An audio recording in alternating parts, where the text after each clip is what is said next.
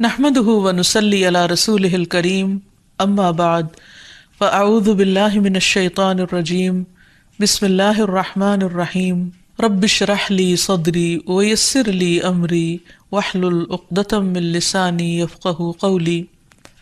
السلام علیکم ورحمۃ اللہ وبرکاتہ۔ سورۃ الکہف۔ سورۃ کہف قرآن کریم کی چند مشہور صورتوں میں سے ایک صورت ہے۔ کہف کا معنی غار ہے۔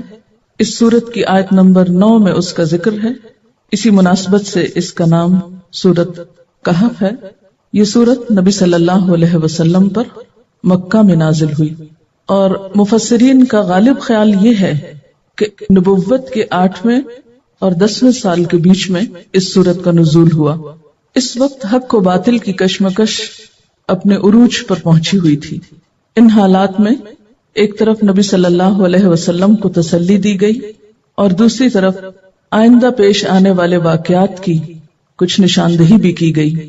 اس صورت کے 12 رکوع ہیں، 110 آیات ہیں اور 1570 کلمات ہیں۔ اس صورت میں کئی ایک واقعات بیان ہوئے ہیں۔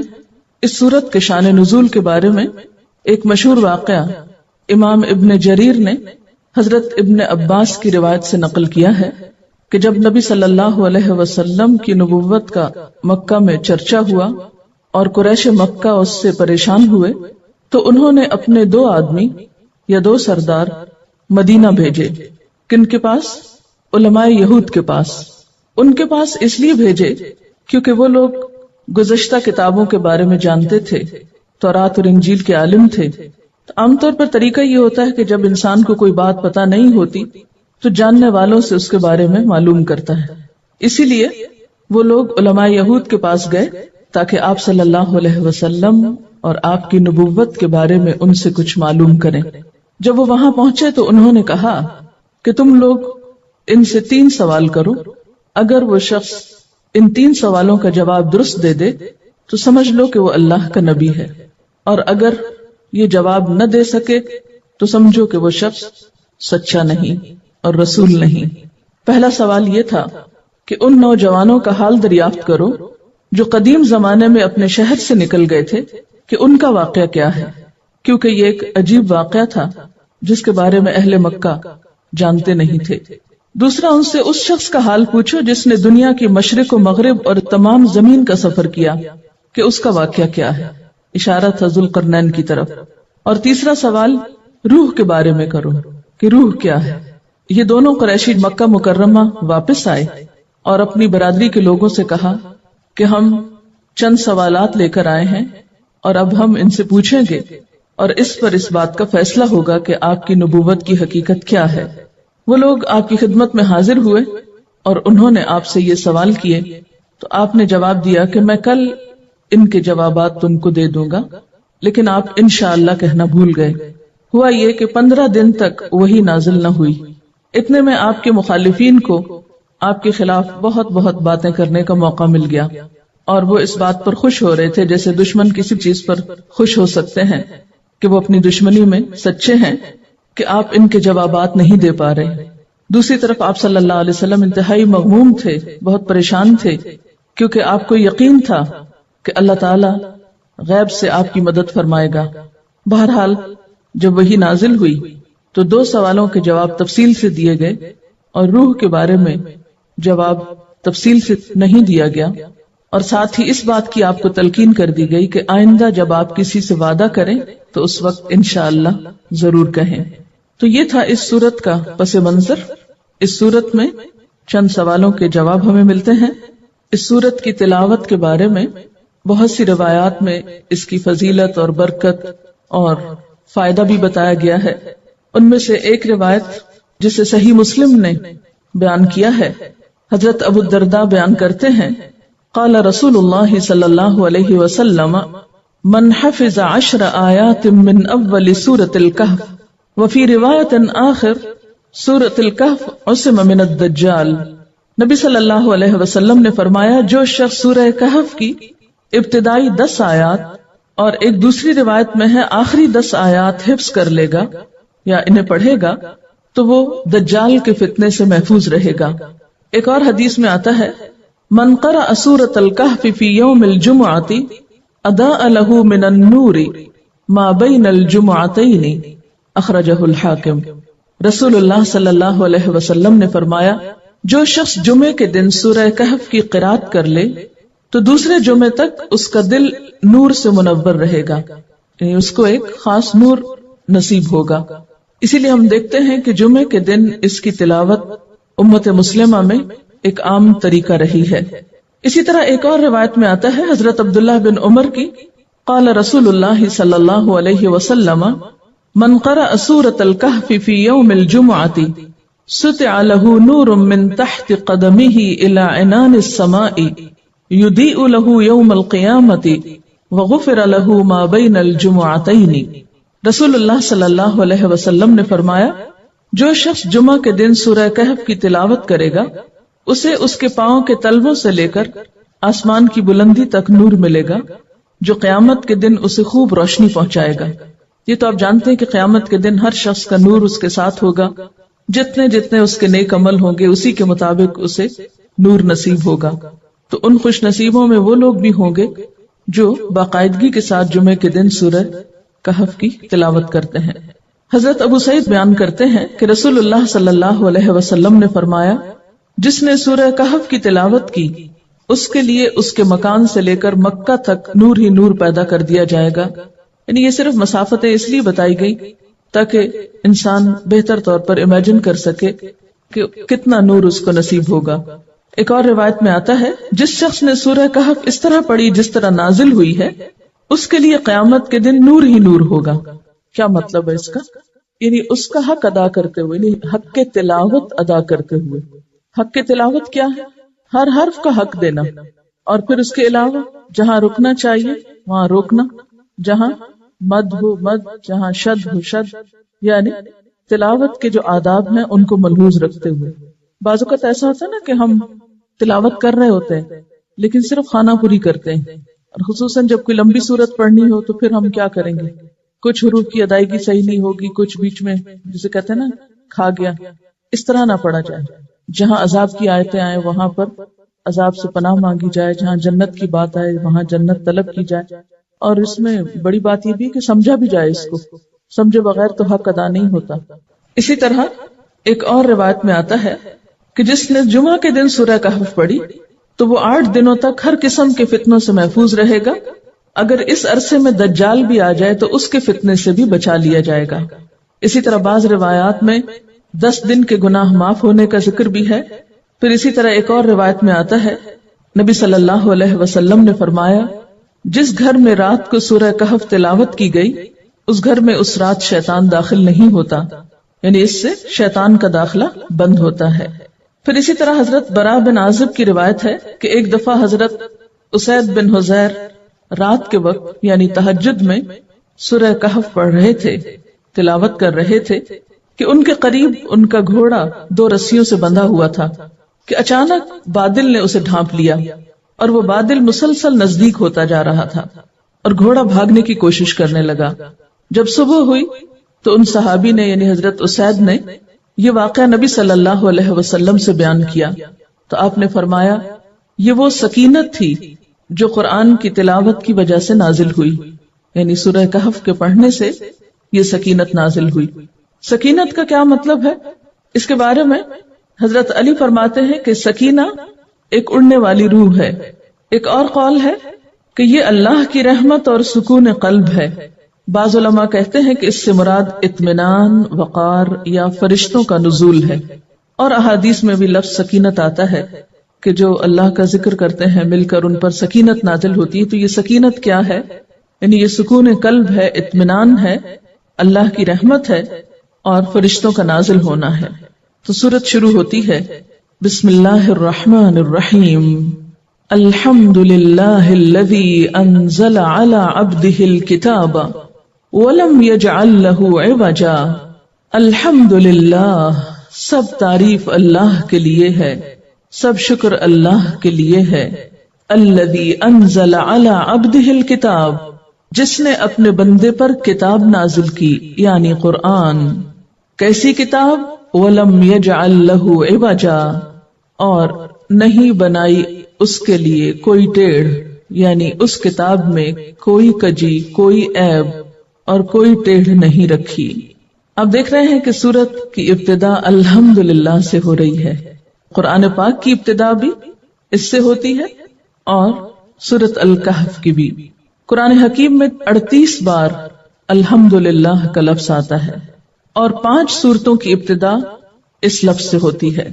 الحمدللہ اگرچہ اللہ تعالیٰ کی تعریف کا کلمہ ہے، بہت بابرکت، بہت پاکیزہ اور بہترین کلمہ ہے، لیکن اسے حدیث میں سب سے افضل دعا بھی کہا گیا ہے۔ یعنی الحمدللہ جس میں ہم مانگتے نہیں ہیں کچھ، لیکن الحمدللہ کہنا ایسا ہے جیسا کوئی شخص کوئی دعا مانگ رہا ہو، اور صرف دعا ہی نہ مانگ رہا ہو بلکہ افضل ترین دعا مانگ رہا ہو۔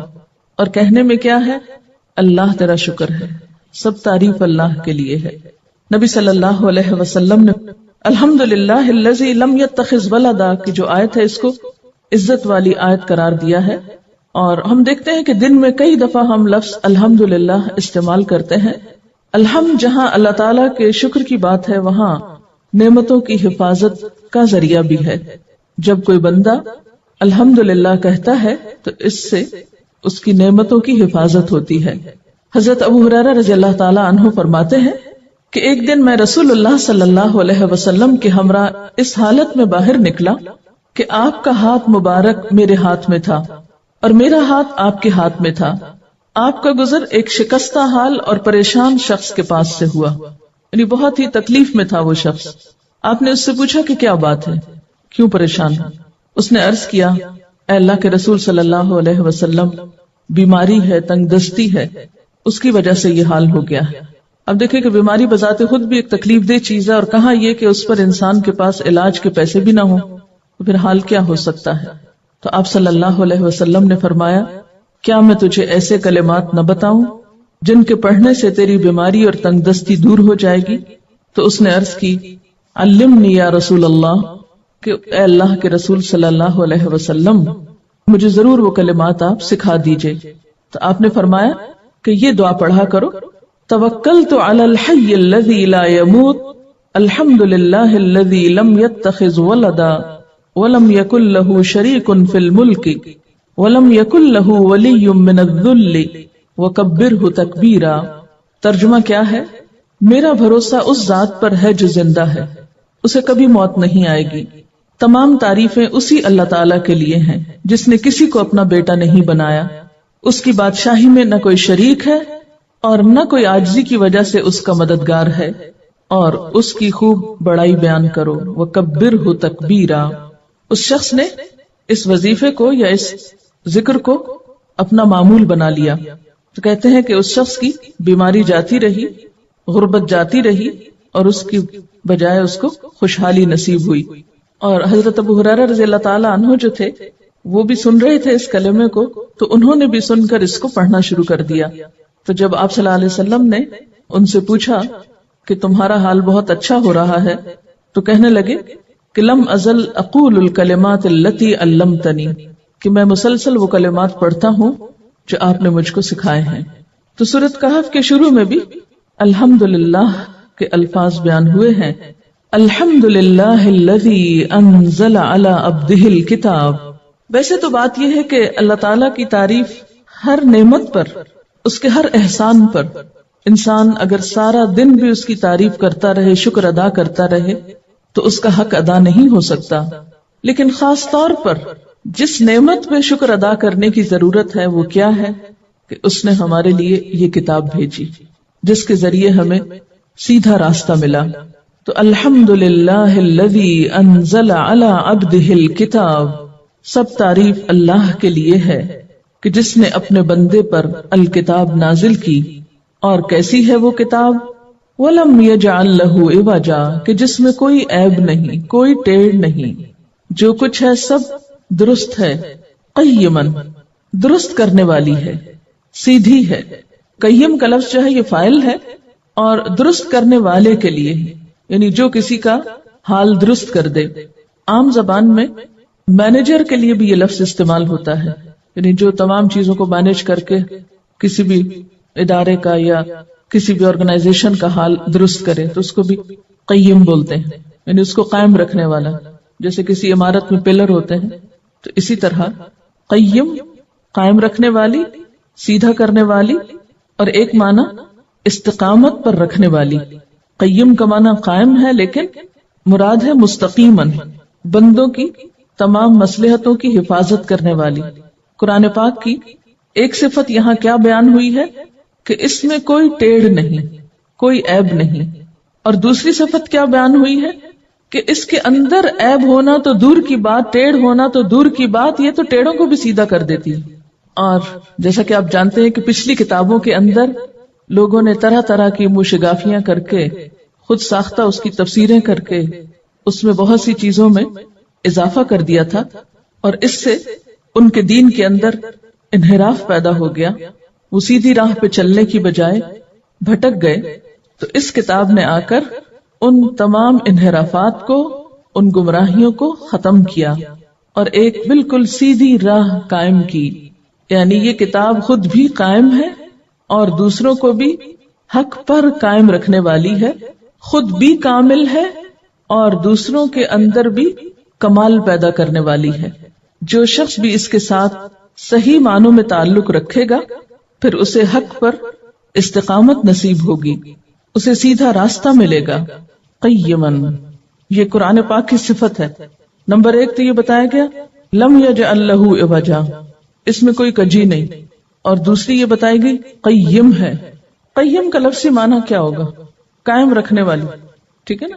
قیوم اور قیم ایک ہی روٹ سے ہیں، اور قوام یہ سب ایک ہی روٹ کے لفظ ہیں۔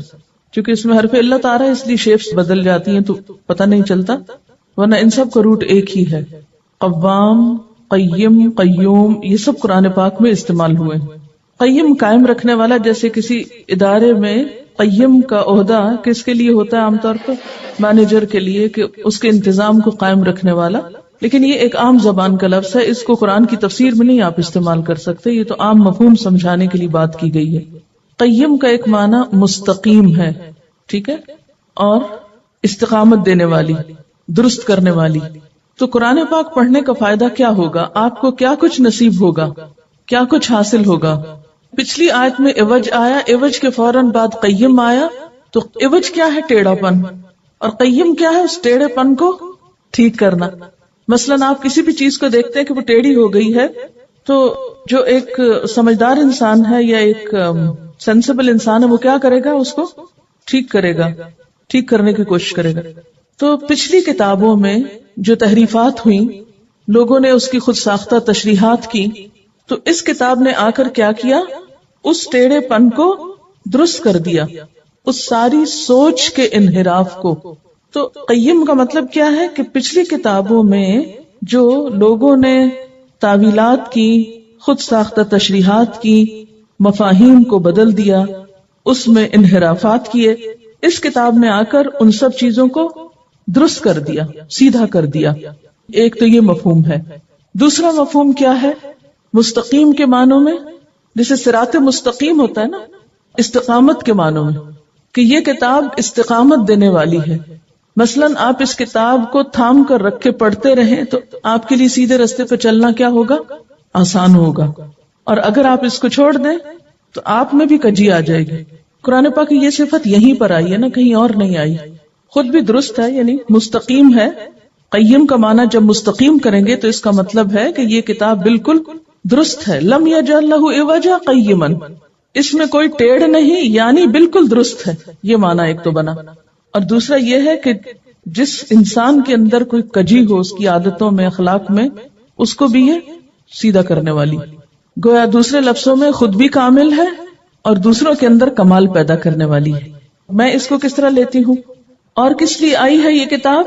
لِيُنذِرَ بَأْسًا شَدِيدًا، تاکہ خبردار کرے سخت سزا سے۔ لِيُنذِرَ، تاکہ وہ خبردار کرے۔ وہ کون؟ اس سے ایک مراد تو اللہ تعالیٰ ہے کہ جس نے کتاب بھیجی، اس نے یہ کتاب اس لیے بھیجی کہ اس کتاب کے ذریعے لوگوں کو خبردار کرے۔ یا دوسرا معنی وہ سے مراد رسول اللہ صلی اللہ علیہ وسلم ہے کہ وہ خبردار کریں اس کتاب کے ذریعے، کیونکہ آپ پر کتاب نازل ہوئی۔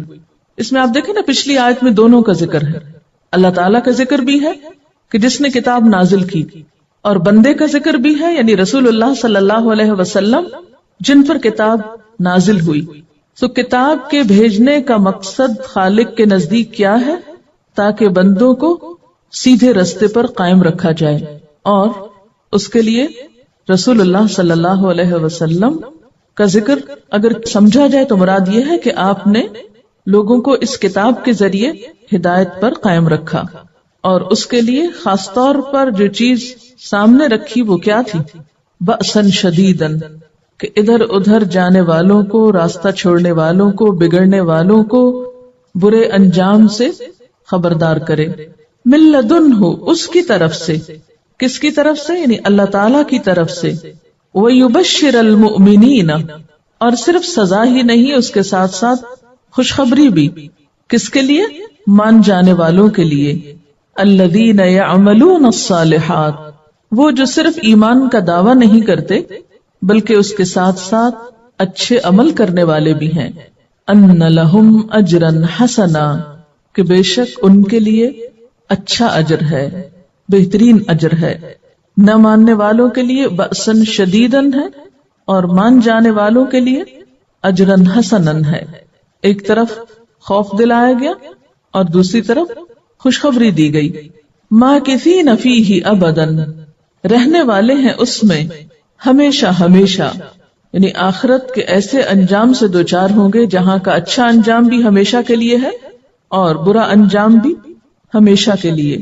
وَيُنذِرَ الَّذِينَ، اور ڈرائے ان لوگوں کو قَالُوا اتَّخَذَ اللَّهُ وَلَدًا، جنہوں نے کہا کہ اللہ نے بیٹا بنا لیا. تو گویا ایک طرف یہ کتاب تمام انسانیت کو خبردار کرنے والی ہے، اور دوسری طرف خصوصی طور پر ان لوگوں کو جو شرک کرتے ہیں، اور شرک کرنے والوں میں جو اللہ تعالی کے برابر اس کے لیے اس کی اولاد ٹھہراتے ہیں. اللہ تعالیٰ کی اولاد قرار دینے والے خاص طور پر 3 فرقے ہیں. نمبر 1 عیسائی، جنہوں نے عیسیٰ علیہ السلام کو اللہ کا بیٹا بنا لیا. نمبر 2 مشرکین مکہ، جنہوں نے فرشتوں کو اللہ کی بیٹیاں قرار دیا، کیونکہ ولد کا لفظ جو ہے یہاں نکرہ ہے اور اسم جنس کے طور پر استعمال ہوا ہے، جس میں بیٹا بیٹی سب شامل ہو سکتے ہیں، یعنی چائلڈ کے معنوں میں ہے. اور تیسرے نمبر پر یہود، جو سیدنا عزیر علیہ السلام کو اللہ کا بیٹا کہتے تھے. اور اس کے علاوہ اگر دنیا میں کوئی اور بھی اس نظریے کا حامل ہو تو ان سب کے لیے بھی یہ کتاب ہدایت بخشنے والی ہے، انہیں خبردار کرنے والی ہے کہ جو ایسی سوچ رکھتے ہوں. دنیا میں انسان کے لیے اس سے بڑی گمراہی اور کوئی نہیں کہ وہ اللہ کو چھوڑ کر کسی اور کو اپنا سہارا بنائے. اور اس کی ایک بدترین شکل کیا ہے کہ اللہ تعالیٰ کے لیے اولاد تجویز کرے. فرمایا ما لہم بہ من علم، ان کے لیے اس کا کوئی علم نہیں، ان کے پاس اس بارے میں کوئی بھی علم نہیں. یہ بات وہ بغیر علم کے کہہ رہے ہیں، لا علمی میں کہہ رہے ہیں، کیونکہ بہت سے لوگ ایسے عقائد محض سنی سنائی بات پہ اختیار کیے ہوئے، ان کے پاس کوئی دلیل نہیں ہے اس کی. کسی آسمانی کتاب میں انہوں نے ایسی کوئی بات نہیں پڑھی، اللہ تعالیٰ کی طرف سے آئی ہوئی ایسی کوئی چیز نہیں تھی کہ جس میں یہ کہا گیا ہو. اور عموماً کیوں وہ کہتے ہیں ایسا؟ صرف اپنے آبا و اجداد سے سن کر، اسی لیے فرمایا وَلَا لِآبَائِهِمْ، نہ تو ان کے پاس علم ہے اور نہ ہی ان کے آبا و اجداد کے پاس. اور یہ بات کچھ معمولی نہیں. کبرت کلمۃ تخرج من افواہہم، بہت بڑی بات ہے جو ان کے منہ سے نکلتی ہے. اللہ کا بیٹا کسی کو قرار دینا کوئی چھوٹی بات نہیں، ایک جھوٹ ہے. اور جھوٹ بھی کیسا کہ بہت بڑا جھوٹ. سورۃ مریم میں آتا ہے وَقَالُوا اتَّخَذَ الرَّحْمَنُ وَلَدًا، اور یہ کہتے ہیں کہ رحمان نے بیٹا بنا لیا.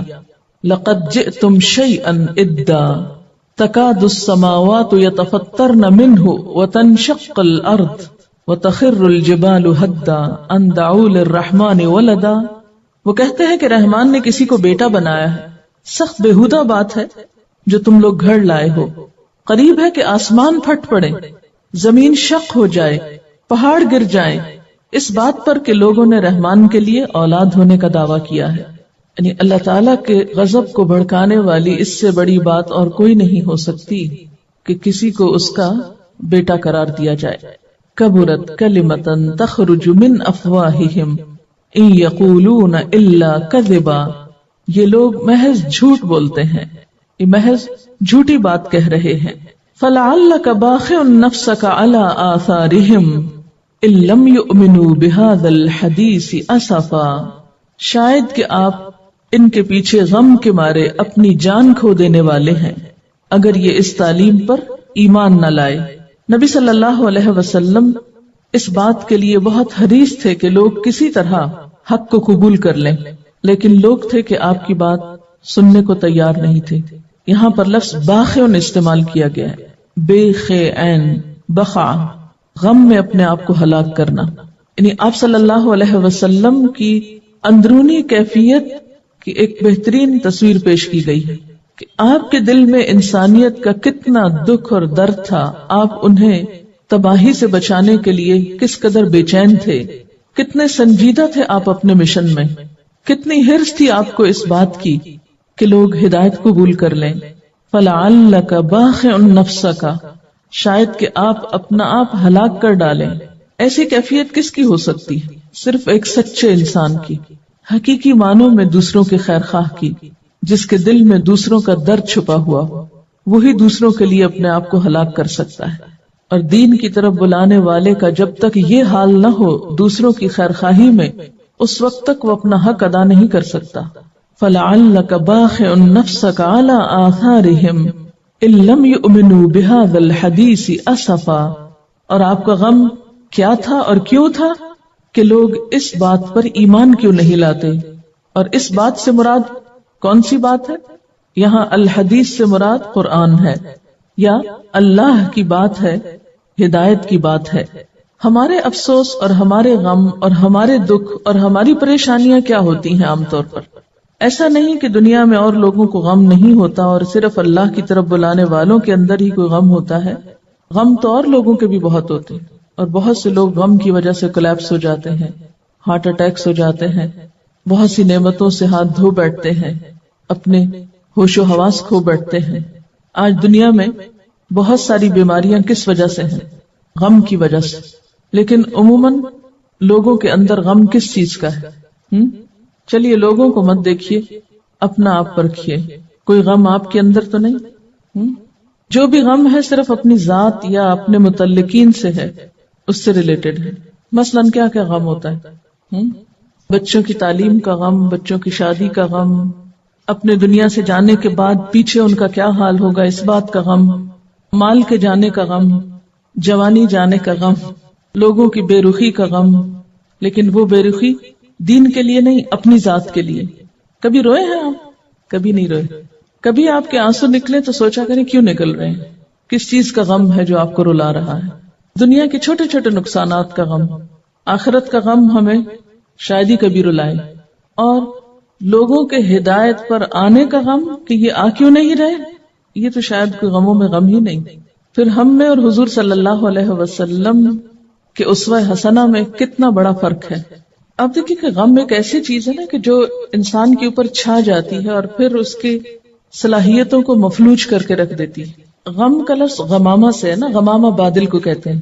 جب بادل ہوتے ہیں تو سورج جیسی طاقتور چیز بھی چھپ جاتی، اوپر سے سورج چھپتا ہے اور نیچے زمین پر اور بہت سی چیزیں چھپ جاتی.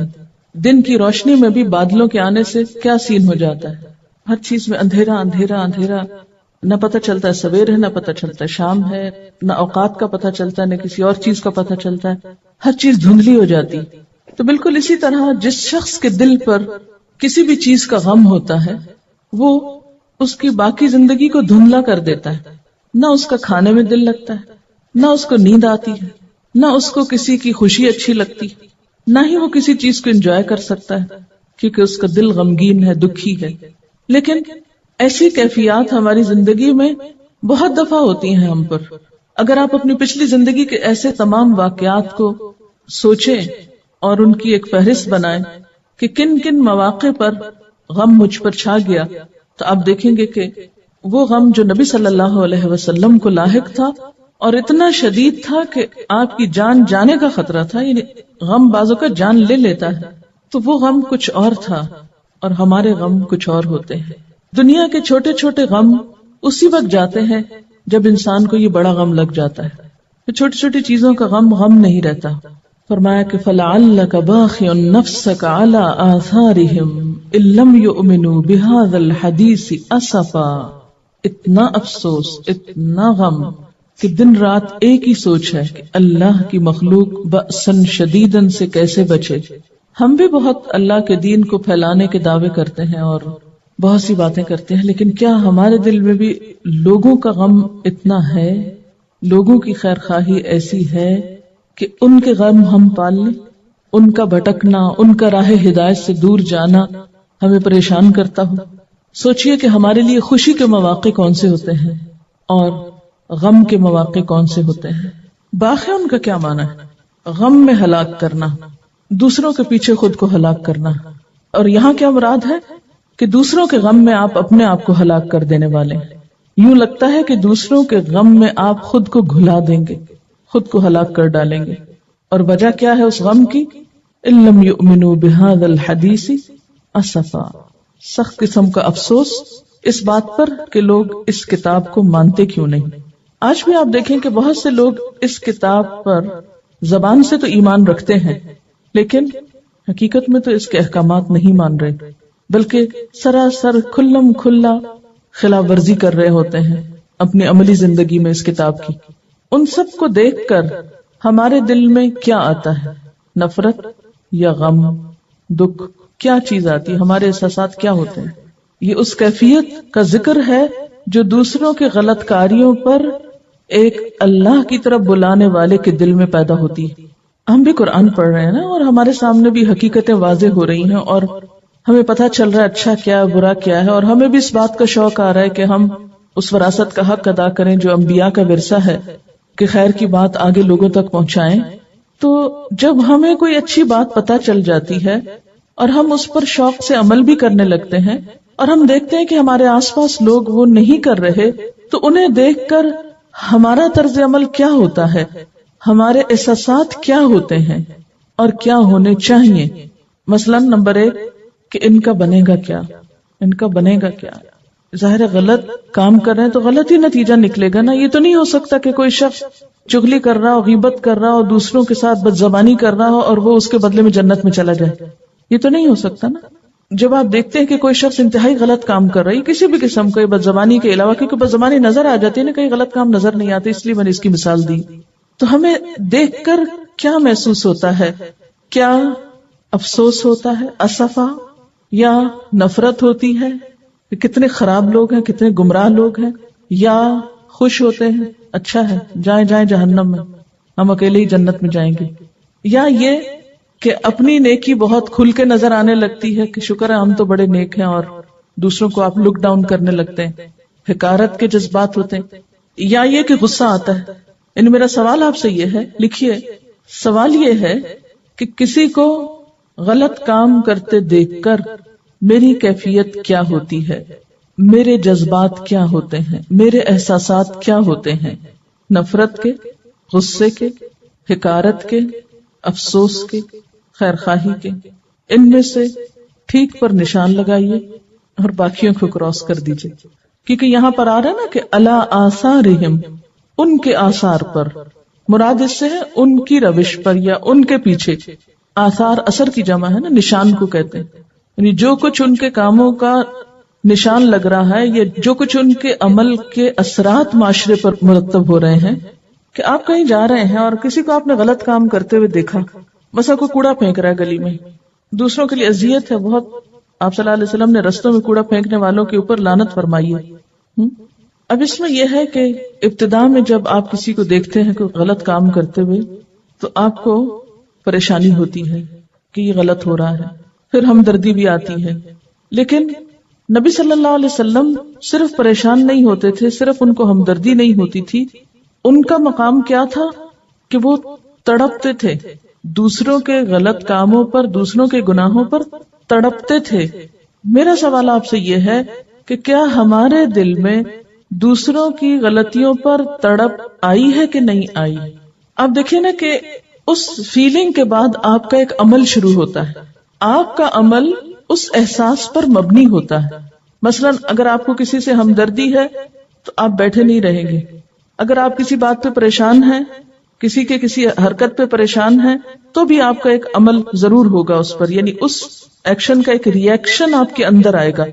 اور جو کچھ ہم تبلیغ کے میدان میں کرتے ہیں وہ دراصل ری ایکشن ہے ہمارا کس کے خلاف؟ معاشرے کی خرابیوں کے خلاف. یعنی تبلیغ اور اصلاح کا کام جو ہے یا دین کی تعلیم کا کام دراصل ایک ری ایکشن ہے. یعنی مجھ سے بہت سے لوگ پوچھتے رہتے ہیں کہ آپ کو کیسے خیال آیا یہ سب کچھ کرنے کا، آپ نے یہ کیسے شروع کیا، کیوں شروع کیا؟ تو میں یہی کہتی ہوں کہ میں اپنے آس پاس جو کچھ دیکھتی تھی وہ مجھے پریشان کرتا تھا، تو مجھے اس کا کوئی حل نظر نہیں آتا تھا سوائے اس کے کہ قوم کو ایک اویئرنیس دی جائے. اب آپ دیکھیں کہ کسی بھی چیز کا کوئی ری ایکشن کس درجے کا ہوگا، کم یا زیادہ. ہمدردی کا ری ایکشن کچھ اور ہوگا، پریشانی کا اور ہوگا، نفرت کا کچھ اور ہوگا، غصے کا کچھ اور ہوگا، اور تڑپنے کا کچھ اور ہوگا. جس چیز پہ آپ تڑپ کے رہ جاتے ہیں اس پر آپ کا ری ایکشن کچھ اور ہوتا ہے. آپ صلی اللہ علیہ وسلم کے اندر یہ تڑپ اس لیے تھی کہ آپ آخرت کو اپنی آنکھوں سے دیکھ رہے تھے نا، ایک طرح سے یقین بہت پختہ تھا. جنت دوزخ آپ کو دکھائی بھی گئی تھی، جبریل آپ کے سامنے آتے تھے، جو کچھ آپ دیکھ رہے تھے اس پر 100% یقین تھا. ہم بہت کچھ جانتے لیکن ہمارا یقین کچھ نہیں ہے. یعنی عام طور پر یہ ہوتا ہے کہ جب ہم تڑپتے بھی ہیں تو خود ہی اس پر کو مرہم رکھ لیتے ہیں اور اس تڑپ کو کم کرنے کی کوشش کر کے تو کہتے ہیں اب کیا کر سکتے ہیں، تعویلیں کر لیتے ہیں نا تڑپ کی بھی.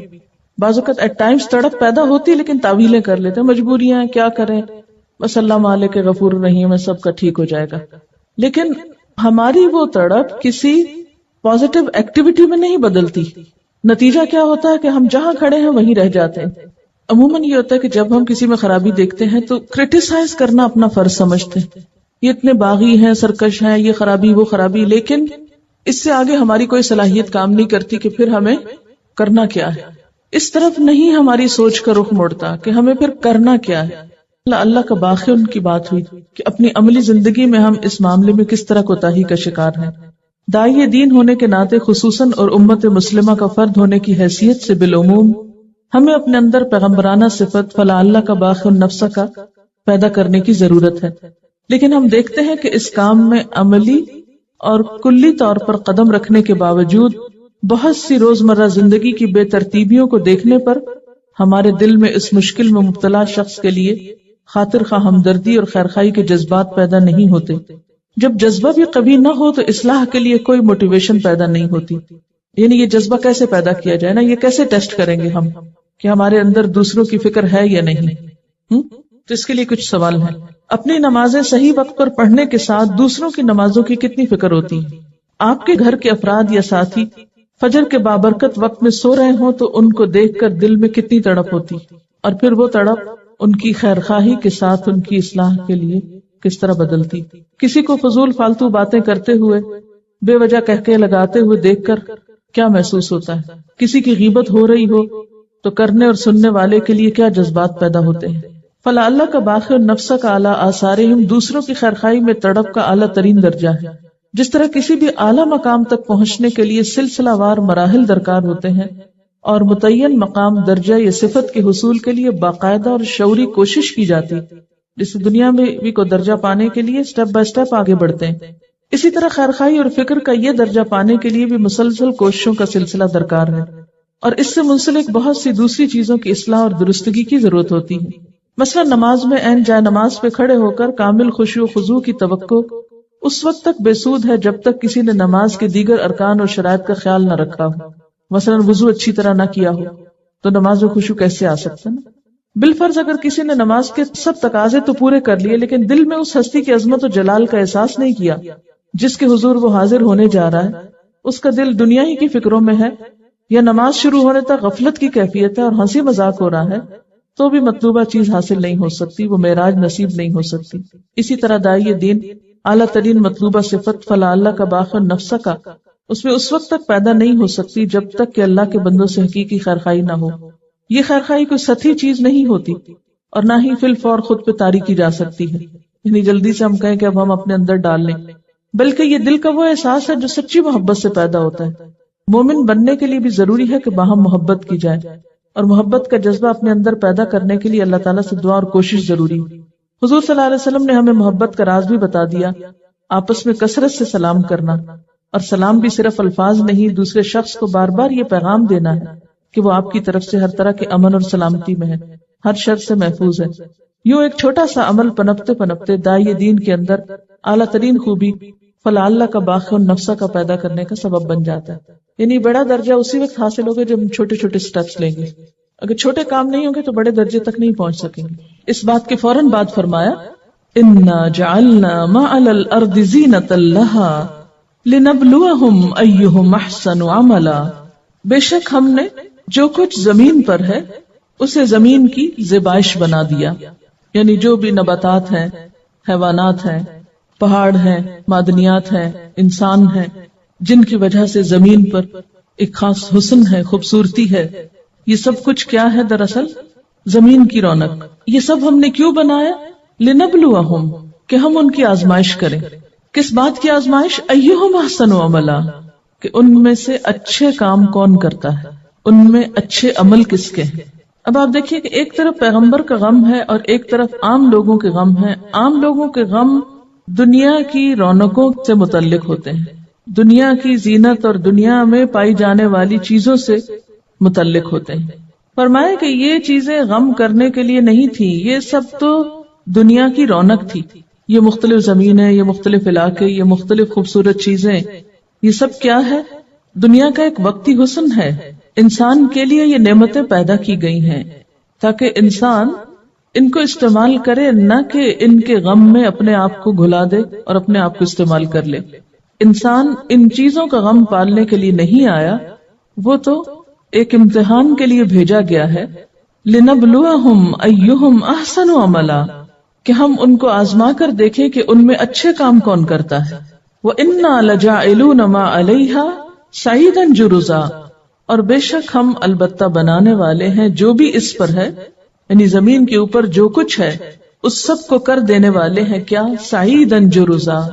صعید کہتے ہیں زمین کو، مٹی کو، اور جرزا بالکل ہموار، بنجر کے معنوں میں بھی آتا ہے، کیونکہ جرزن کہتے ہیں کاٹ دینے کو۔ وہ زمین جس پر سے گھاس، درخت، ہر چیز کاٹ کر رکھ دی گئی ہو، بالکل میدان اس کو بنا دیا گیا ہو۔ یعنی یہ دنیا اور اس کی بہار محض وقتی رونق کی چیزیں ہیں، یہ سب کچھ فانی ہے۔ بہت جلد وہ وقت آنے والا ہے کہ جب اس زمین پر اس میں سے کچھ بھی نہ ہوگا، نہ یہ باغات ہوں گے، نہ یہ انسان ہوں گے، نہ یہ مال مویشی ہوں گے، نہ یہ تمہارے گھر ہوں گے، کچھ بھی تو نہیں رہے گا، یہ سب کچھ ختم کر دیا جائے گا۔ کل من علیہا فان ویبقى وجہ ربک ذو الجلال والاکرام، جو کچھ اس پر ہے سب فنا ہونے والا ہے اور باقی رہے گی تیرے رب کی ذات جو ذوالجلال والاکرام ہے۔ یہ تو تھی سورت کی تمہید اور سورت کا ابتدائیہ۔ اس کے بعد وہ واقعات شروع ہوتے ہیں جن کے بارے میں آپ صلی اللہ علیہ وسلم سے سوال کیا گیا تھا۔ پہلا واقعہ اصحاب کہف کے بارے میں ہے۔ ام حسبت ان اصحاب الکہف والرقیم کانوا من آیاتنا عجبا، کیا آپ سمجھتے ہیں کہ اصحاب الکہف اور رقیم ہماری عجیب نشانیوں میں سے تھے؟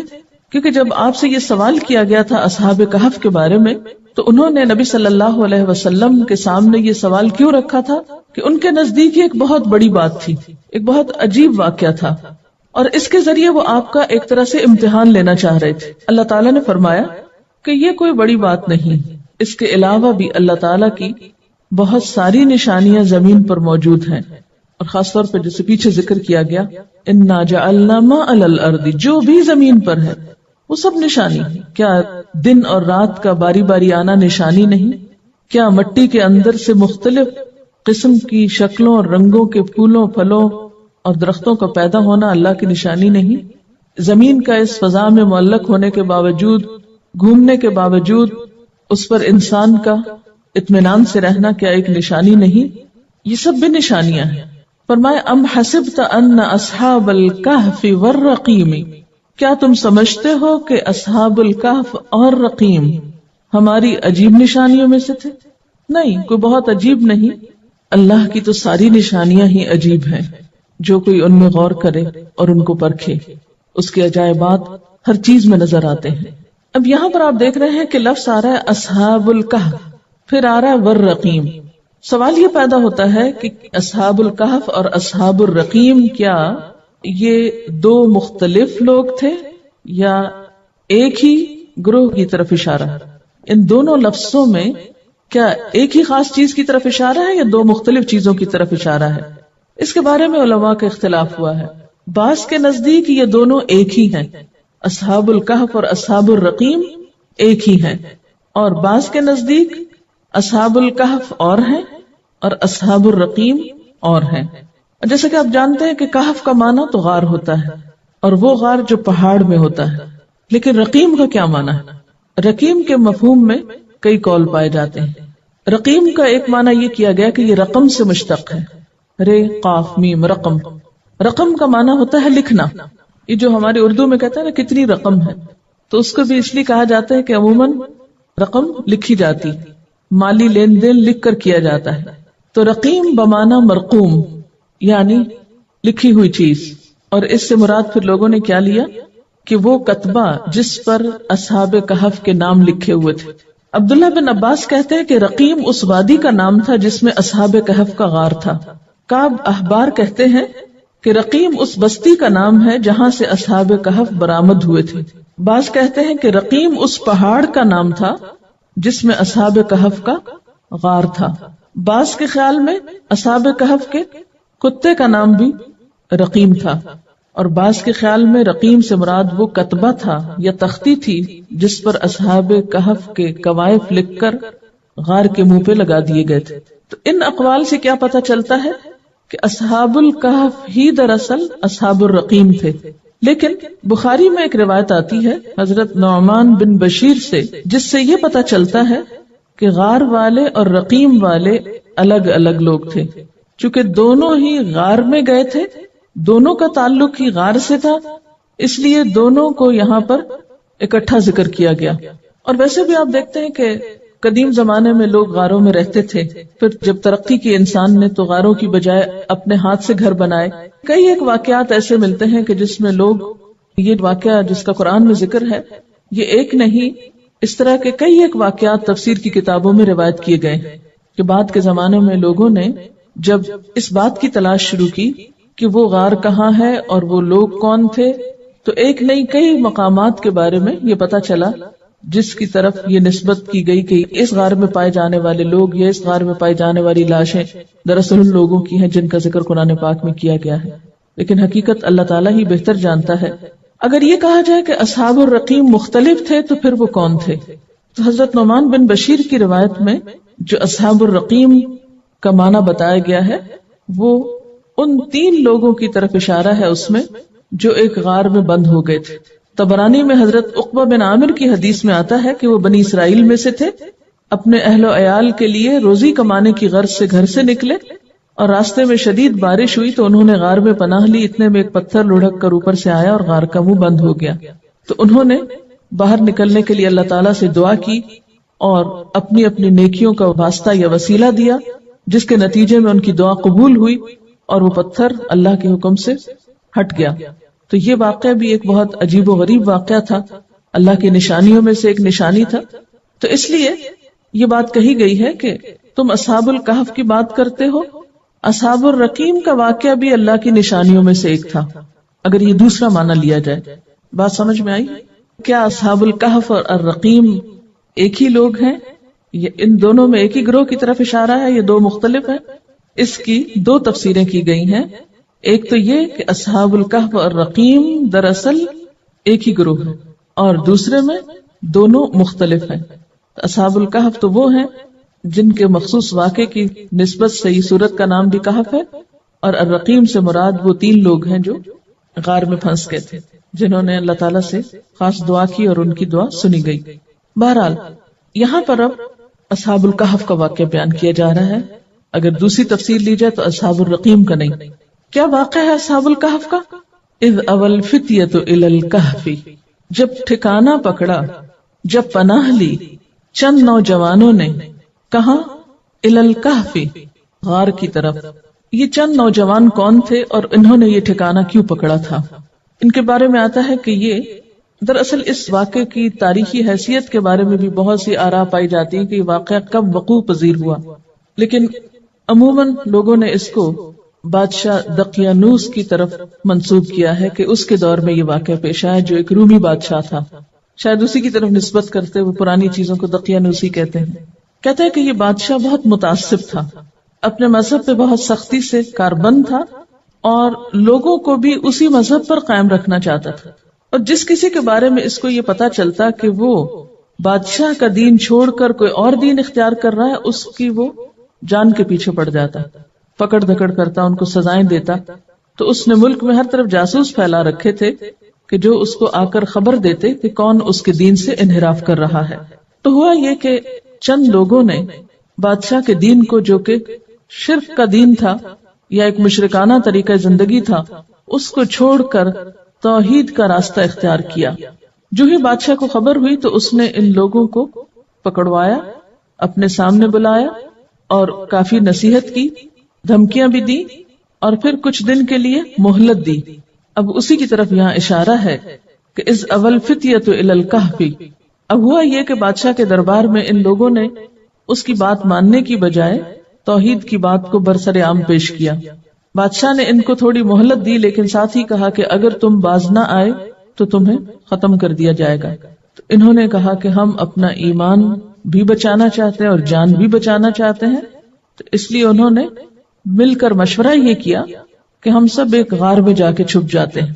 کہا جاتا ہے کہ غار میں جب یہ پہنچے تو وہاں پر انہوں نے خوب رو رو کر اللہ تعالیٰ سے دعائیں کی، اور خاص طور پر یہ دعا جو قرآن نے یہاں پر ذکر کی ہے، فَقَالُوا رَبَّنَا آتِنَا مِن لَّدُنْكَ رَحْمَةً، یہ کہنے لگے اے ہمارے رب ہمیں اپنے پاس سے رحمت عطا کر، وَهَيِّئْ لَنَا مِنْ أَمْرِنَا رَشَدًا، اور ہمارا معاملہ ہمارے لیے درست کر دے۔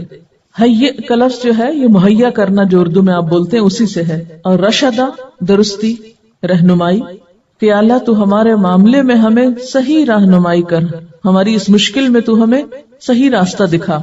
اب دیکھیں کہ یہ دعا کتنی خوبصورت ہے نا۔ ایک شخص جو غم کے بوجھ تلے دبا ہوا ہے، جس کو کچھ سمجھ میں نہیں آ رہی کہ اسے آئندہ کیا کرنا چاہیے، ایسے موقع پر وہ کس چیز کی فریاد کرتا ہے؟ اللہ کی رحمت کی۔ وآخر دعوانا ان الحمد للہ رب العالمین۔ اللہ رب العزت دیکھتا ہے، سنتا ہے، وہ یہ طاقت رکھتا ہے کہ جو چاہے کرے، اور جب، جس وقت، جس کو جس چیز سے چاہے نواز دے۔ اس لیے اگر ہمارا یہ یقین ہے کہ ہمارا رب ایسا ہی ہے تو اس چیز سے ہمارے اندر دعا کا جذبہ اور زیادہ پیدا ہوگا۔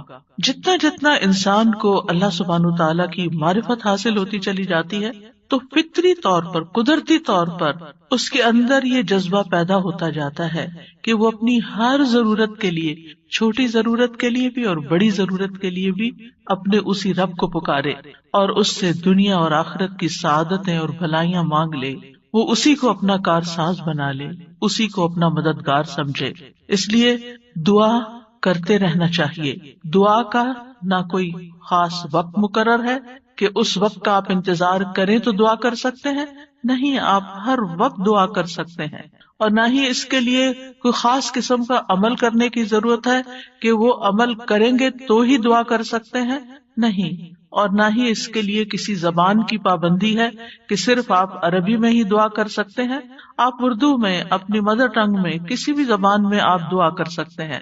وہ دعا اللہ تعالیٰ تک پہنچتی ہے، وہ دعا کو سنتا ہے اور اپنی حکمت کے مطابق اس کی قبولیت کا فیصلہ کرتا ہے کہ کیا بندے کو یہی چیز دے دی جائے جو وہ مانگ رہا ہے، یا اس سے بہتر کوئی چیز دی جائے، یا پھر اس سے کوئی بلا ٹالی جائے، یا اس کے لیے آخرت میں ذخیرہ کر لیا جائے، کیونکہ اس کے باقی اعمال اتنے نہیں ہیں کہ جن کی بنا پر یہ وہاں نجات پا سکے گا، تو اسے دنیا میں اس کی من پسند چیزیں دینے کی بجائے اس کے لیے آخرت میں اعمال کا ذخیرہ کر دیا جائے تاکہ اس کی آخرت میں نجات ہو سکے۔ لہذا ہم سب کو دعا کرتے رہنا چاہیے۔ دعا عظیم عبادت، شرف والی عبادت، وہ عبادت جس کو اللہ تعالیٰ پسند کرتا ہے، وہ عبادت کہ جسے چھوڑ دیا جائے تو اللہ تعالیٰ ناراض ہوتا ہے۔ دعا توحید کی بنیاد ہے، یہ ہمیں اپنے رب سے قریب کر دیتی ہے، اس سے ہماری مشکلات آسان ہوتی ہیں، تکلیفیں دور ہوتی ہیں، ہمیں برکتیں حاصل ہوتی ہیں۔ لہٰذا جو مشکلات سے نکلنا چاہتا ہے وہ دعا کو اپنے لیے لازم کر لے، کیونکہ اللہ تعالیٰ ہی پریشانیوں کو دور کرتا ہے۔ امن یجیب المضطر اذا دعاہ ویکشف السوء، بھلا کون ہے جو لاچار کی فریاد رسی کرتا ہے جب وہ اسے پکارتا ہے اور اس کی تکلیف کو دور کر دیتا ہے۔ تو جو شخص بھی مشکلات سے، پریشانیوں سے نجات چاہتا ہے، اس کے لیے ضروری ہے کہ وہ دعا کو لازم کر لے، کیونکہ اللہ تعالیٰ ہی پریشانیاں دور کرتا ہے۔ اللہ تعالیٰ کے علاوہ کوئی نہیں جو پریشانی دور کر سکے۔ وقتی طور پر کوئی آپ کو دلاسا دے دے گا، کوئی آپ کی ہمت افزائی کر دے گا، کوئی آپ کا دکھ بانٹ دے گا، لیکن آپ کی مشکل صرف اور صرف اللہ تعالیٰ ہی حل کر سکتا ہے۔ وَإِن يَمْسَسْكَ اللَّهُ بِضُرٍّ فَلَا كَاشِفَ لَهُ إِلَّا هُ وَإِن يَمْسَسْكَ بِخَيْرٍ فَهُوَ عَلَى كُلِّ شَيْءٍ قَدِيرٌ، اگر اللہ تجھے کوئی تکلیف پہنچائے تو اس کے سوا اسے کوئی دور کرنے والا نہیں، اور اگر وہ تجھے کوئی بھلائی پہنچائے تو وہ ہر چیز پر پوری طرح قادر ہے۔ ہم دیکھتے ہیں کہ عام طور پر لوگ مشکل وقت میں اللہ تعالیٰ کے سوا سب کو بھول جاتے ہیں۔ آخر میں انسان صرف اللہ ہی کو یاد کرتا ہے، اور یہ صرف مسلمان کے ساتھ ہی نہیں، نان مسلمز کے ساتھ، شرک کرنے والوں کے ساتھ، الحاد کا رستہ اختیار کرنے والوں کے ساتھ بھی یہی معاملہ ہے۔ اور اس میں ہم دیکھتے ہیں کہ ایک مرتبہ جب اکرمہ بن ابی جہل نبی صلی اللہ علیہ وسلم سے بھاگ کر کشتی پر سوار ہو گئے، مکہ سے بھاگ گئے اور پھر جزیرۃ العرب چھوڑنا چاہا، اور جس کشتی پر بیٹھے وہ سمندر کے بیچ میں جا کر ڈوبنے لگی، تو کشتی کے مالکوں نے کہا کہ لوگوں اخلاص کے ساتھ دعا کرو۔ اخلاص کا مطلب یہ ہے کہ بتوں کو بھول جاؤ اور صرف اللہ سے دعا کرو، اس لیے کہ اس کے ڈوبنے کو صرف اللہ ہی بچا سکتا ہے۔ تو اس وقت چونک اٹھے کہ اسی چیز کی دعوت تو ہمیں محمد صلی اللہ علیہ وسلم دے رہے ہیں۔ اس وقت انہوں نے عہد کیا کہ اگر آج اے رب تو مجھے بچا لے گا تو پہلا کام میں یہ کروں گا کہ میں محمد صلی اللہ علیہ وسلم کے ہاتھ میں اپنا ہاتھ دے دوں گا، میں اسلام قبول کر لوں گا۔ اور پھر آپ جانتے ہیں کہ اکرمہ بن ابی جہل نے کس اخلاص کے ساتھ اسلام قبول کیا، تو دعا کی قبولیت ہی ان کے اسلام کا ایک ذریعہ بنی۔ اور دعا کرنے کی 3 صورتیں ہیں۔ ایک تو یہ کہ اللہ تعالیٰ کی توحید بیان کرنا، جس میں انسان کہتا ہے یا اللہ لا الہ الا اللہ لا الہ الا انت سبحانک انی کنت من الظالمین، یہ دعا کا ایک طریقہ ہے۔ یہاں آپ صرف اللہ تعالیٰ کی توحید بیان کر رہے ہیں، اپنی کوتاہیوں کا اعتراف کر رہے ہیں۔ پھر اسی طرح آپ کہتے ہیں ربنا، اے ہمارے رب، یہاں بھی آپ اپنے رب کو رب کہہ کے پکار رہے ہیں، گویا اللہ تعالیٰ کی تعریف کر رہے ہیں۔ اور پھر دوسرا طریقہ یہ ہے کہ اللہ تعالیٰ سے انسان صرف بخشش کا سوال کرتا رہے اور رحمت کا سوال کرتا رہے، جیسے استغفر اللہ استغفر اللہ استغفر اللہ، کیونکہ اگر آپ کی بخشش ہو گئی تو آپ کے راستے میں جتنی بھی مشکلات ہیں وہ خود بخود حل ہونا شروع ہو جائیں گی۔ یعنی آپ کو اس وقت کہنے کی ضرورت نہیں ہوگی کہ یار اب مجھے یہ چاہیے مجھے وہ چاہیے، آپ صرف یہ کہتے ہیں کہ اللہ وہ گناہ جو میرے اور تیرے بیچ میں حائل ہو گئے ہیں، جو تیری رحمت تک مجھے پہنچنے نہیں دے رہے، یا رب تو ان کو دور کر دے، تو مجھے معاف کر دے۔ اور یہ چیز انسان کی مشکلات دور کرنے کا ذریعہ بن جاتی ہے اور اس کی حاجات پوری ہونے کا ذریعہ بن جاتی ہے، جو بھی اس کی زندگی میں کوئی حاجت اور ضرورت ہوتی ہے۔ اسی طرح کبھی آپ اللہ سے صرف رحمت کا سوال کر رہے ہوتے ہیں، یا حی یا قیوم برحمتک استغیث، صرف رحمت مانگ رہے ہوتے ہیں، کیونکہ اگر اللہ سبحانہ تعالیٰ کی رحمت آ جائے تو ساری مشکلات ہی آسان ہو جائیں، پھر تو کوئی غم ہی نہ رہے، کوئی پریشانی ہی نہ رہے۔ اور تیسرا طریقہ ہے کہ انسان اللہ تعالیٰ سے اپنی دنیاوی حاجات مانگے یا آخرت کی ضروریات مانگے، جیسے اے اللہ مجھے مال دے، اے اللہ مجھے اولاد دے، اے اللہ مجھے گھر دے، اے اللہ مجھے گاڑی دے۔ اور صحابہ اتنی چھوٹی چھوٹی چیزیں بھی مانگتے تھے، جیسے جوتی کا تسمہ اگر ٹوٹ گیا تو بھی اللہ سے مانگتے تھے۔ چھوٹی سے چھوٹی ضرورت سے لے کے بڑی سے بڑی ضرورت تک براہ راست اللہ تعالیٰ سے مانگی جا سکتی، اور اس میں کوئی عیب کی بات نہیں، کوئی گناہ کی بات نہیں۔ وہ آپ کا رب ہے، وہ سب سے زیادہ آپ کا خیر خواہ ہے، لہٰذا آپ اس سے نہیں مانگیں گے تو کس سے مانگیں گے؟ اور وہ جو سب کچھ دینے پہ قادر ہے، اس سے نہیں مانگیں گے تو کس سے مانگیں گے؟ لہٰذا اس کو پکارتے رہنا چاہیے۔ تو نمبر 1 طریقہ صرف اللہ کی توحید بیان کرنا، اللہ کی تعریف کرتے رہنا۔ عرفہ کے دن کی سب سے بہترین دعا کیا ہے؟ لا الہ الا اللہ وحدہ لا شریک لہ لہ الملک ولہ الحمد وہو علی کل شیء قدیر۔ اس میں کیا مانگا آپ نے؟ کچھ بھی نہیں، آپ نے صرف اللہ کی توحید بیان کی ہے، لا الہ الا اللہ کہا ہے، وحدہ کہا ہے، لا شریک لہ کہا ہے، اپنے آپ کو اللہ کے لیے خالص کیا ہے، یہ دعا ہے۔ اور پھر دوسرا یہ کہ استغفار اور رحمت کی دعا، اور تیسرا کوئی بھی ضرورت جو ہو کسی بھی زبان میں، کسی بھی چیز کی، روحانی، جذباتی، مادی، دنیا کی، آخرت کی، کوئی بھی چیز وہ مانگتے چلے جائیں۔ ہم دیکھتے ہیں کہ انبیاء علیہم السلام اپنی حاجات اللہ تعالیٰ کے سامنے رکھتے تھے، مشکل وقت میں اللہ تعالیٰ کی طرف رجوع کیا کرتے تھے۔ کانوا اذا فزعوا الی الصلاۃ، یہ حدیث ہے مسند احمد کی کہ انبیاء پر جب بھی کوئی پریشانی آتی تو وہ نماز کی طرف متوجہ ہو جاتے تھے، نماز پڑھنے لگتے تھے۔ اور کل ہم نے پڑھا تھا کہ دعا کی دو بڑی قسمیں ہیں، دعائے عبادت اور دعائے مسئلہ، کہ عبادت بھی بذات خود دعا ہے، دعائے حال ہے، یعنی ہم ایسی حالت میں ہیں، ایسی عبادت میں ہیں کہ جو اللہ کی رحمت کو ہماری طرف متوجہ کر رہی ہے۔ انسان سب سے زیادہ اللہ کے قریب کہاں ہوتا ہے؟ سجدے کی حالت میں، اقرب الیہ، لہذا خوب وہاں دعا کرنی چاہیے۔ تو نماز بذات خود پریئر ہے، اس کو کہتے بھی پریئر ہے، صلاۃ کا معنی بھی دعا ہے، تو وہ تو دعا کا مجموعہ ہے۔ اسی لیے وَاسْتَعِینُوا بِالصَّبْرِ وَالصَّلَاةِ، جب انسان پر کوئی مشکل آئے تو فوراً نماز کی طرف جائے اور نماز پڑھ کر اللہ تعالیٰ سے دعا بھی کرے، اور بذات خود اگر نوافل پہ نوافل بھی پڑھ رہا ہے یا طویل قیام کر رہا ہے، طویل سجدہ کر رہا ہے، تو یہ بھی ایک طرح سے دعا یا عبادت ہی کی حالت میں ہے۔ انبیاء علیہم السلام کی دعائیں کیوں قبول ہوئی؟ ہم ایک کے بعد ایک پیغمبر کے بارے میں قرآن مجید میں پڑھتے ہیں، اور ہر پیغمبر کی دعا کے بارے میں پڑھتے ہیں کہ وہ قبول ہو گئی۔ کیوں؟ انہم کانوا یسارعون فی الخیرات ویدعوننا رغبا ورہبا۔ دو کام تھے ان کے، ایک تو یہ کہ وہ نیکی کے کاموں میں بہت جلدی کرتے تھے، یسارعون فی الخیرات، تو دعاؤں کی قبولیت کے لیے کیا ہے؟ نیکیوں میں جلدی کریں، نیکیوں میں دوڑ لگائیں، نیکیوں میں آگے بڑھیں۔ وَيَدْعُونَنَا رَغَبًا وَرَهَبًا، اور وہ ہمیں پکارتے تھے رغبت کے ساتھ بھی اور رہبت کے ساتھ بھی، امید کے ساتھ بھی اور خوف کے ساتھ بھی۔ تو انسان کو اپنے رب کو امید اور خوف دونوں طریقوں سے پکارنا چاہیے۔ تو ہم دیکھتے ہیں کہ آدم علیہ السلام پر جب پریشانی آئی، شیطان کے کہنے میں وہ آ گئے اور پھر انہوں نے دعا کی، ربنا ظلمنا انفسنا وَإِن لَّمْ تَغْفِرْ لَنَا وَتَرْحَمْنَا لَنَكُونَنَّ مِنَ الْخَاسِرِينَ، کہ اے ہمارے رب، ہم نے اپنی جانوں پر ظلم کیا، اگر تو نے ہمیں نہ بخشا، ہم پر رحم نہ کیا، تو ضرور ہم خسارہ پانے والوں میں سے ہو جائیں گے۔ تو کیا ہوا؟ اللہ تعالیٰ نے دعا قبول کی، فَتَلَقَّى آدَمُ مِن رَّبِّهِ كَلِمَاتٍ فتاب علیہ انہ هو التواب الرحیم۔ اللہ سبحانہ تعالیٰ نے آدم علیہ السلام کی توبہ قبول کر لی۔ نوح علیہ السلام کی قوم نے ان کے ساتھ بہت برا سلوک کیا۔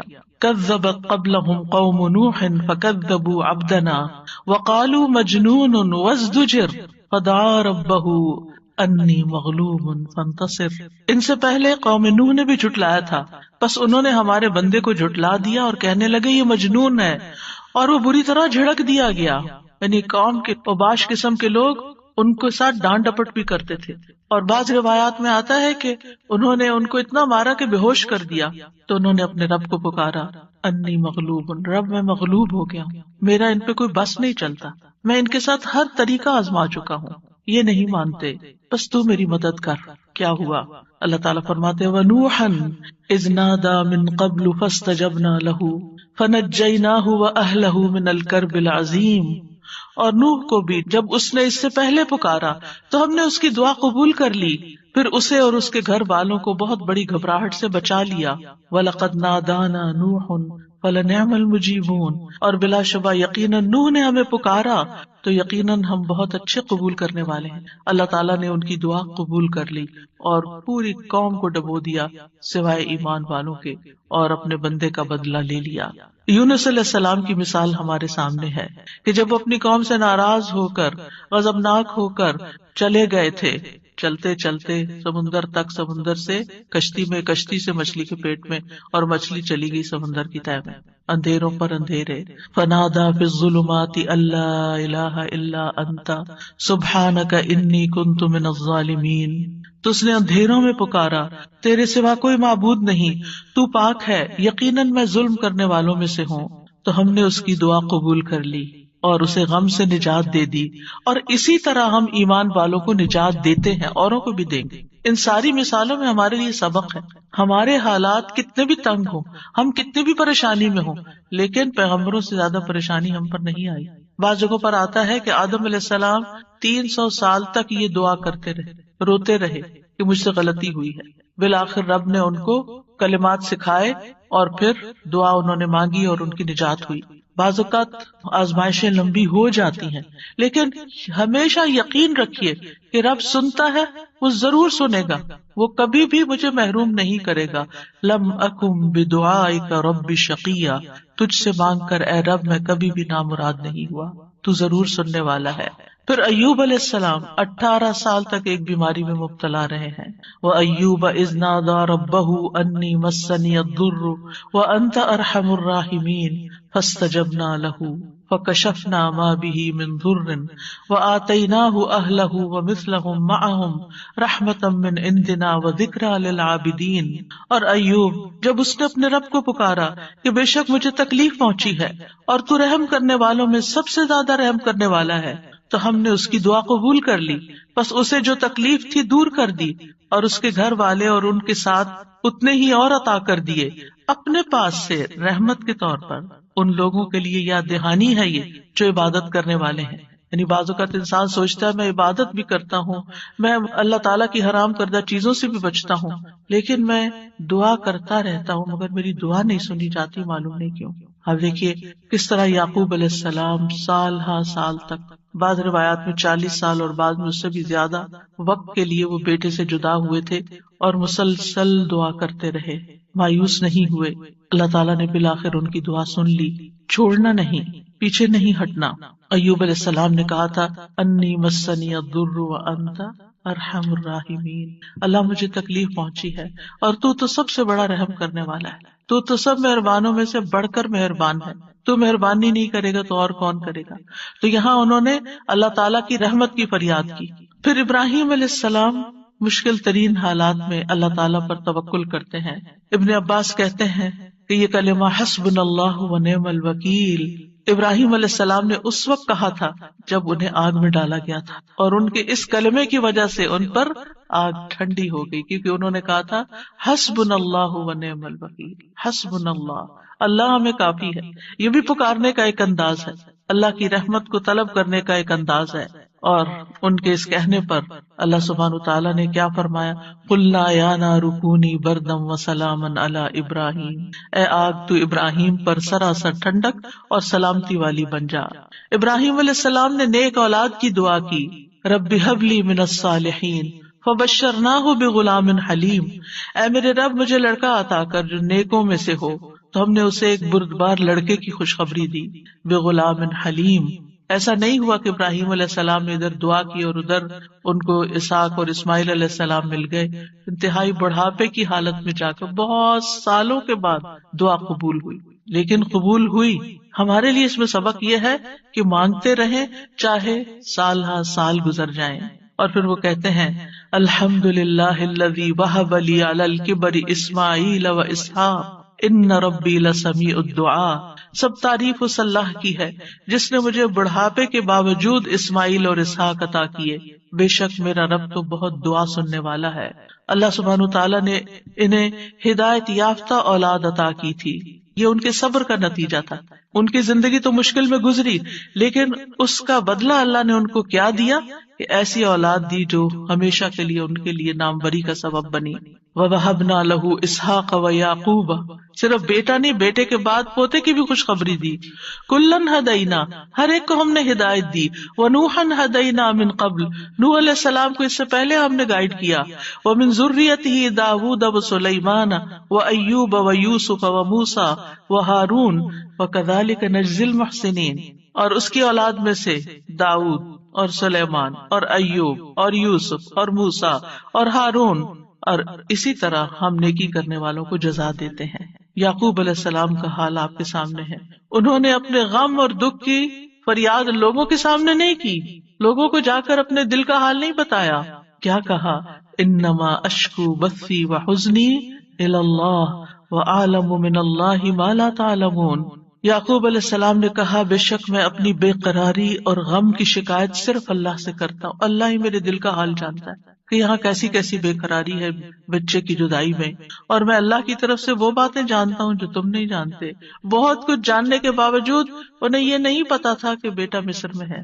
اللہ نے نہیں بتایا. وہ کہہ سکتے تھے نا اللہ تعالیٰ مجھے بتا دیں وہ کہاں ہے، آپ تو جانتے ہیں، آپ مجھے بھی بتا دیں. لیکن اللہ سبحانہ تعالیٰ نے اس کا بھی ایک وقت رکھا تھا. اگر پیغمبروں کے لیے قبولیت کا ایک وقت ہے تو ہمارے لیے بھی دعاؤں کی قبولیت کا ایک وقت ہوتا ہے. قبولیت کا مطلب یہ نہیں ہوتا کہ بس منہ سے نکلتے ہی بات آپ کی فرمائش پوری ہو جائے. اور پھر آپ دیکھیے کہ کس طرح اللہ تعالیٰ نے ان کی دعا قبول کر لی. اور پھر ہم دیکھتے ہیں کہ یوسف علیہ السلام کی مثال، انہوں نے تو اپنے لیے ایک انوکھی ہی دعا مانگی. قال رب السجن احب الی، قید خانے میں جانے کی دعا کی تاکہ ان عورتوں کا قید اور مکر جو ہے وہ ان سے دور ہو جائے. فاستجاب له ربه فصرف عنه کیدہن، رب نے اس کی دعا قبول کر لی اور ان عورتوں کا مکر فریب حضرت یوسف سے ہٹا دیا. انہ هو السمیع العلیم، بے شک وہ خوب سننے والا، خوب جاننے والا ہے. پھر موسیٰ علیہ السلام کی دعا، کس طرح وہ مدین پہنچتے ہیں تھکے ہارے، کئی دن کے پیدل سفر کے بعد جا کر ابھی بیٹھتے ہیں تو فوراً دیکھتے ہیں کہ کچھ لڑکیاں اپنا ریوڑ لے کے کھڑی ہیں، پانی نہیں پلا پا رہی. خود تھکے ہوئے ہیں، خود بھوکے بھی ہیں، پیاسے بھی ہیں، زخمی بھی ہیں، کچھ فیوچر کا نہیں پتا، لیکن کیا کرتے ہیں؟ سب سے پہلے اپنے رب کو پکارتے ہیں، رب انی لما انزلت الی من خیر فقیر. اور صرف دعا مانگ کے وہیں درخت کے نیچے بیٹھ نہیں جاتے، بلکہ اٹھ کے ان بچیوں کے پاس جاتے ہیں کہ یہ تمہارا کیا معاملہ ہے، اور ان کے سارے ریوڑ کو پانی پلاتے ہیں. اور آپ سوچئے کہ ایک شخص جو خود اتنا تھکا وہ اپنے آپ کو وہاں رکھ کے دیکھیے، اگر ہم اتنا لمبا سفر کر کے آئیں اور ہم سے کوئی پانی مانگ بیٹھے، خود تو آفر کرنا دور کی بات، کوئی اور مانگ بیٹھے تو شاید ہم جھڑک ہی دیں کہ میں نے بھی تو اتنا ہی سفر کیا نہیں جتنا تم نے کیا. یہیں سے تو ہماری لڑائیاں فساد شروع ہوتے ہیں گھروں میں. لیکن نیکی کرنے والے انہم کانوا یسارعون فی الخیرات، نیکی کے کاموں میں بہت جلدی کرتے تھے، سستی نہیں کرتے تھے. ضرورت مند کو دیکھا، پہچان لیا، اٹھے، نیکی کی، اور ابھی واپس آ کے بیٹھے ہی تھے کہ اللہ سبحانہ تعالیٰ کی طرف سے ہر چیز کی بشارت آ گئی، اور وہ بچی واپس آئی اور پھر گھر لے کر گئی. کھانے پینے کا بھی انتظام ہو گیا، شادی کا بھی انتظام ہو گیا، ٹھکانے کا بھی انتظام ہو گیا، اور اچھی صالح نیک کمپنی کا بھی. جب آپ کسی اجنبی ملک میں جاتے ہیں تو آپ کو نہیں پتا ہوتا کہ آپ کو کیسے دوست ملیں گے، آپ کے نیبرز کون سے ہوں گے، آپ کا تعلق کن لوگوں سے ہوگا. لیکن یہ اللہ کی کتنی بڑی رحمت تھی کہ اللہ تعالیٰ نے انہیں ایک نیک صالح انسان کے ساتھ جوڑ دیا کہ اس کی بیٹی کی شادی حضرت موسیٰ علیہ السلام سے ہو گئی اور ان کے درمیان ایک رشتہ قائم ہو گیا. یہ بھی سراسر اللہ کی رحمت تھی. اللہ تعالیٰ نے ان کی دعا قبول کی. موسیٰ علیہ السلام نے ہر مشکل مرحلے میں اللہ تعالیٰ کو ہی پکارا. فرعون کے دربار میں جانے لگتے ہیں تو کیا پڑھتے ہیں؟ رب اشرح لی صدری ویسر لی امری واحلل عقدۃ من لسانی یفقہوا قولی واجعل لی وزیرا من اہلی ہارون اخی. رب اشرح لی کے علاوہ کہ جو کام کرنے جا رہا ہوں یا اللہ اس کے لیے میرا دل کھول دے، میرا کام آسان کر دے، میری زبان کی گرہ کھول دے، یعنی میرے بولنے میں سلاست ہو جائے، اور اس طرح کی کمیونیکیشن ہو کہ لوگ میری بات سمجھ جائیں، ان کو میری بات سمجھ آ جائے تاکہ وہ مقصد پورا ہو جائے، اور میرے گھر والوں میں سے ایک میرا مددگار بنا دے. اللہ تعالیٰ نے ہارون علیہ السلام کو نبی بنا کر ان کا مددگار بنا دیا. زکریا علیہ السلام کی مثال، مایوس نہیں ہے، سال ہر سال تک اولاد کی دعا کرتے، انتہائی بڑھاپے میں بھی. وَزَكَرِيَّا إِذْ نَادَىٰ رَبَّهُ رَبِّ لَا تَذَرْنِي فَرْدًا وَأَنْتَ خَيْرُ الْوَارِثِينَ. اور زکریا کو جب اس نے اپنے رب کو پکارا، اے میرے رب مجھے اکیلا نہ چھوڑ، اور تو سب وارثوں سے بہتر ہے، تو ہم نے اس کی دعا قبول کر لی. فَاسْتَجَبْنَا لَهُ وَوَهَبْنَا لَهُ يَحْيَىٰ، اور ہم نے اس کو یحییٰ عطا کیا. وَأَصْلَحْنَا لَهُ زَوْجَهُ، اور اس کی بیوی کو اس کے لیے درست کر دیا. یعنی بعض اوقات ہم سوچتے ہیں کہ انفرٹیلٹی کا پرابلم ہے، بچہ ہو ہی نہیں سکتا.